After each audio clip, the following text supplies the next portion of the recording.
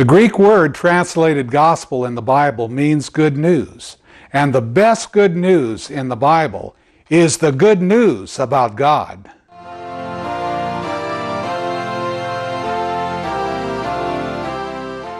Welcome to Smyrna Gospel Ministries' presentation of the Bible Study Series, The Good News About God, a series of Bible-based presentations devoted to proclaiming the wonderful truth about God's great love for man and the glorious gospel of salvation.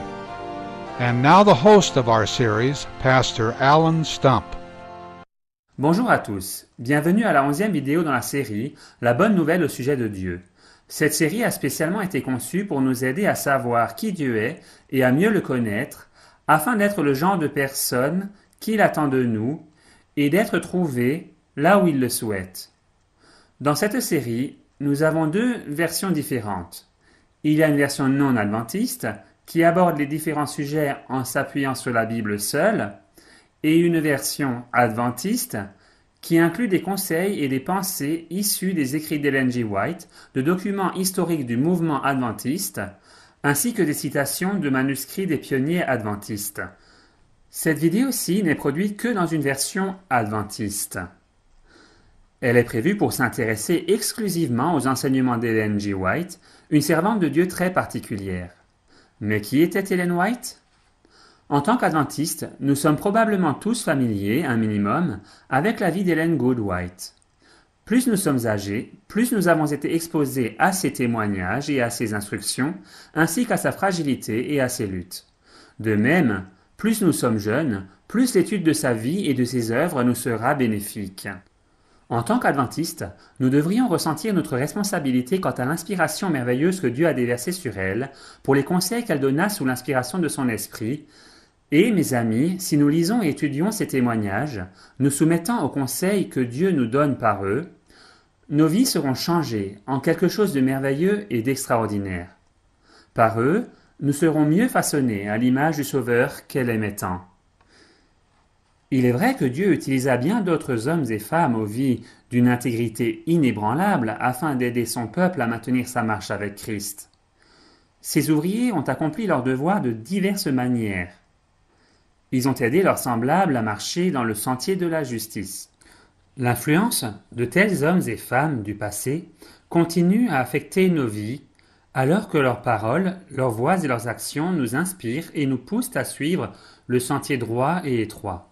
Chaque jour, nous pouvons lire la vie de géants tels que Moïse, Ésaïe, Jérémie et Paul. Leur dévouement constant à la vérité nous parvient au travers des âges, et c'est un grand trésor d'avoir entre nos mains leur compréhension inspirée de la vérité et de pouvoir appliquer ces vérités dans les décisions que nous prenons pour la sainteté et une bienfaisance désintéressée.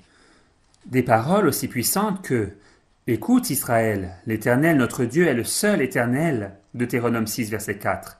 Ésaïe 1, verset 18 dit « Venez maintenant et débattons nos droits » alors que Jérémie écrivit « Je t'ai aimé d'un amour éternel » Et, bien sûr, ces paroles célèbres de Paul qui nous parviennent aujourd'hui, « Le juste vivra par la foi » Romains 1, verset 17.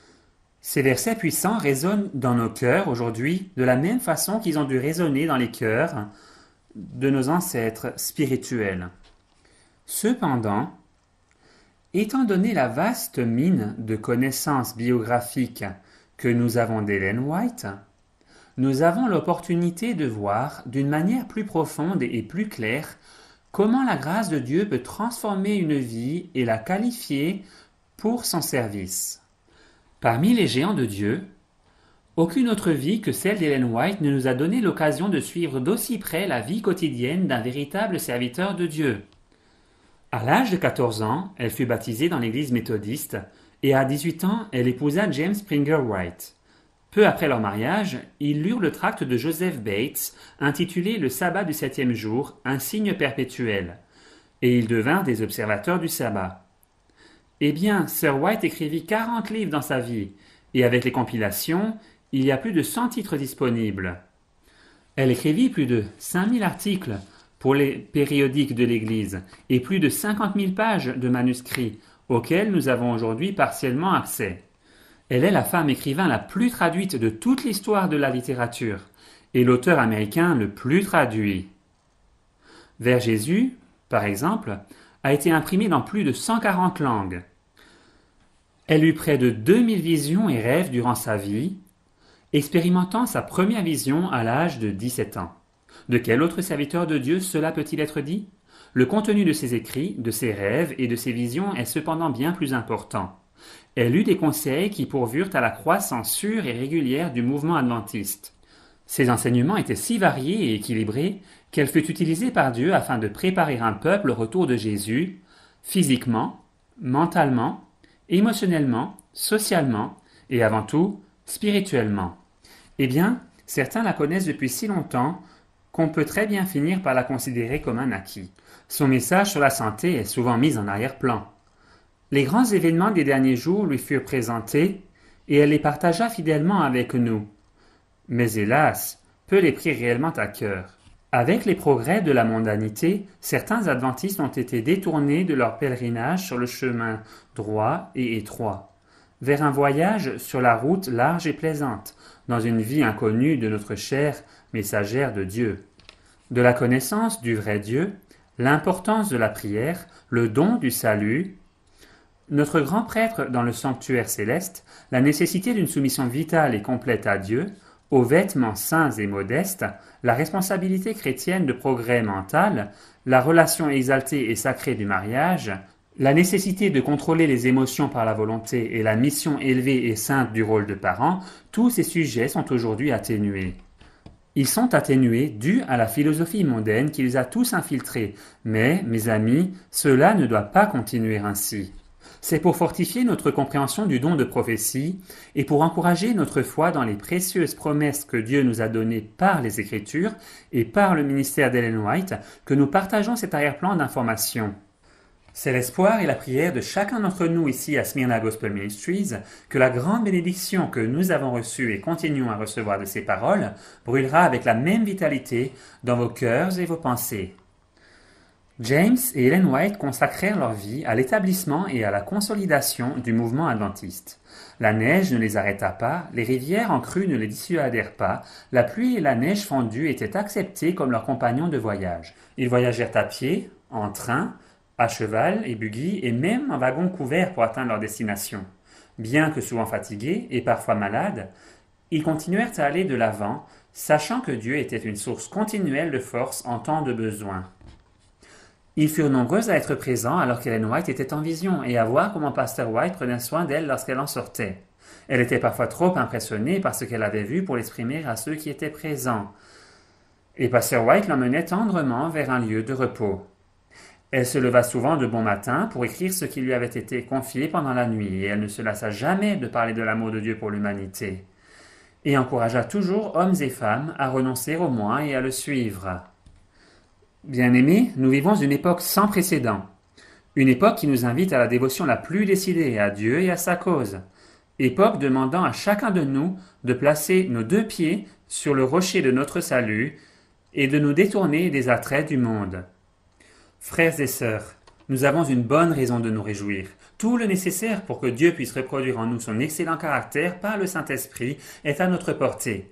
Dieu utilisera les grandes vérités de la Bible et les conseils qu'il nous a transmis par Ellen White pour nous façonner si nous le lui permettons. Certains croient que, soi-disant sous inspiration, Ellen White ne faisait que refléter la pensée des autres.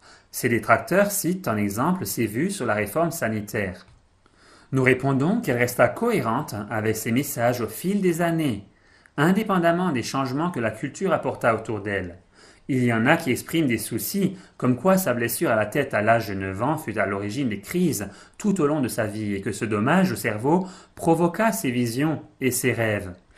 Au lieu de les recevoir de Dieu, ils furent un produit de sa propre activité cérébrale.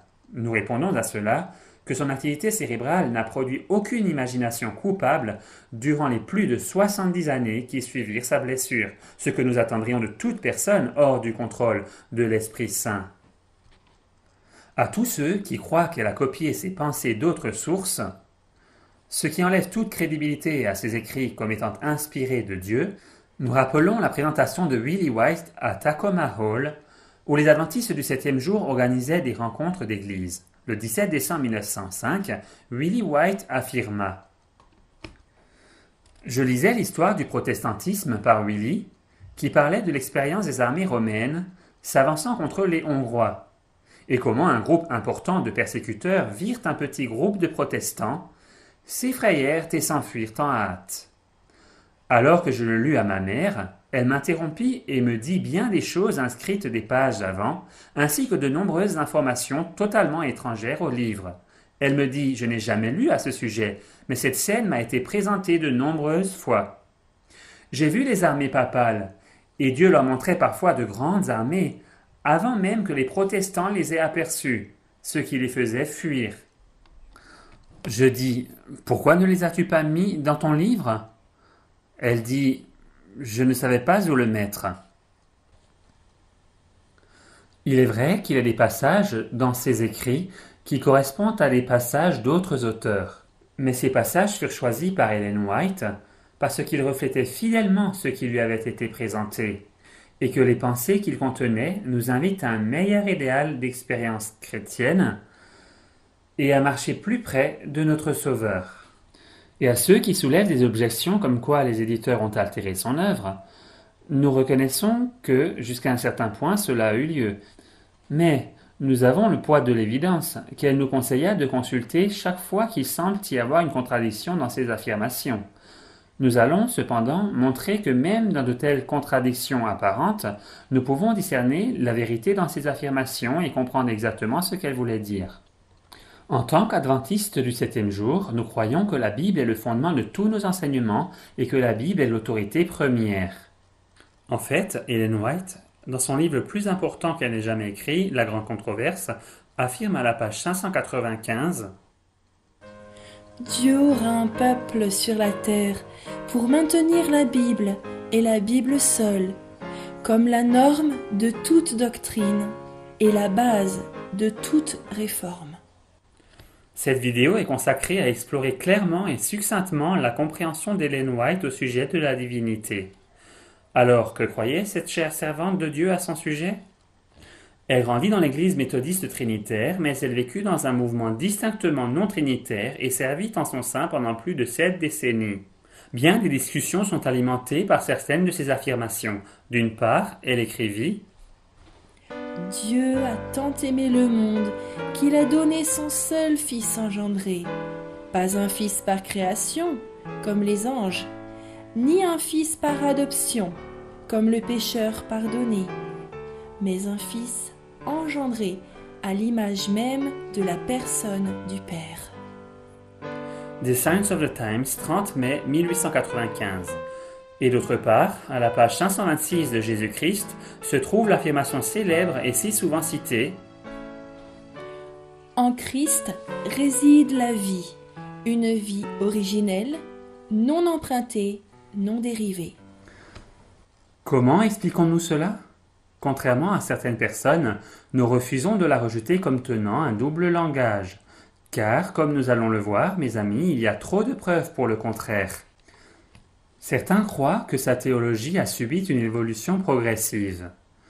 Tout d'abord, elle fut une jeune fille trinitaire dans l'église méthodiste, puis elle devint non trinitaire sous l'influence de son mari et d'amis tels que Uriah Smith et d'autres.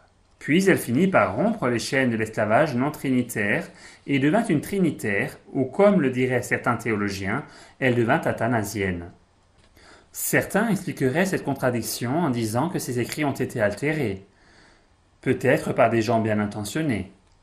Cette présentation répondra clairement à ces questions et à bien d'autres. Alors, s'il vous plaît, prenez du papier et un stylo, car vous voudrez certainement prendre des notes alors que nous documenterons les enseignements de ces servantes de Dieu hors du commun.